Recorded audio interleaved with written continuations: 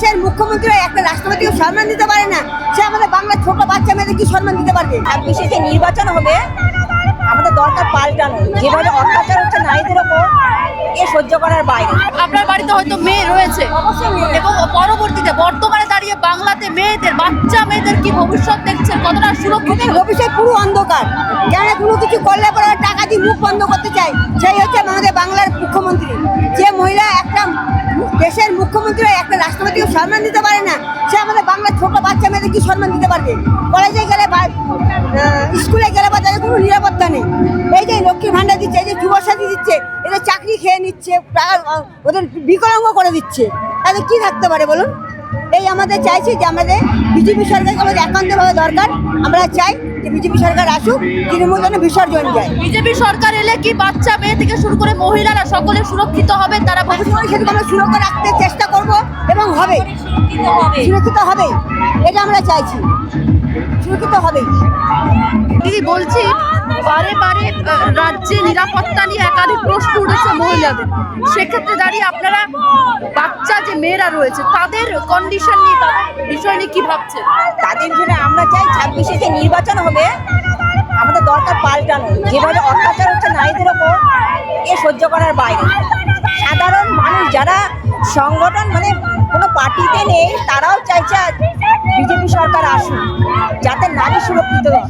বাচ্চা মেয়েদের কি ভবিষ্যৎ দেখছে? বাচ্চা মেয়েদের তো এখন কোনো ভবিষ্যৎই নেই।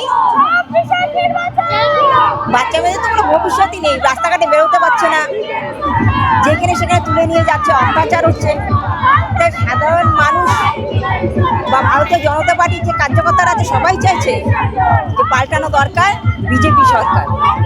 26-এ নির্বাচন, তৃণমূলের বিসর্জন। তৃণমূলকে বিসর্জন দিতেই হবে, না হলে আমাদের পশ্চিমবাংলা যেভাবে অত্যাচারিত হচ্ছে মহিলারা, সেই বিষয়ে এই রাজ্যে কোনো মানুষেরই ভবিষ্যৎ সুরক্ষিত নয়।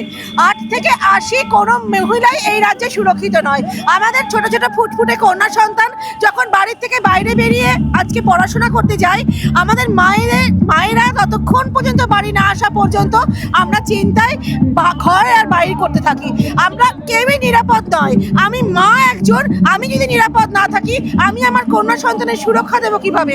আমরা একজন মহিলা মুখ্যমন্ত্রী পেয়েছি ঠিকই, কিন্তু সেই মুখ্যমন্ত্রী এতটাই অমানবিক, তিনি নিজে একজন মহিলা হয়ে কোনো মহিলাকে সুরক্ষিত দিতে ব্যর্থ হয়েছেন। তাই আমরা চাই আগামী 26-এ নির্বাচনে তৃণমূল সরকারের পতন ঘটিয়ে আমরা নতুন সরকার করতে চাই। আমরা বিজেপি সরকারকে চাই, যার হাত ধরে এই বাংলায় সুশাসন ফিরে আসবে। ভারত মাতা কি জয়! ভারত মাতা কি।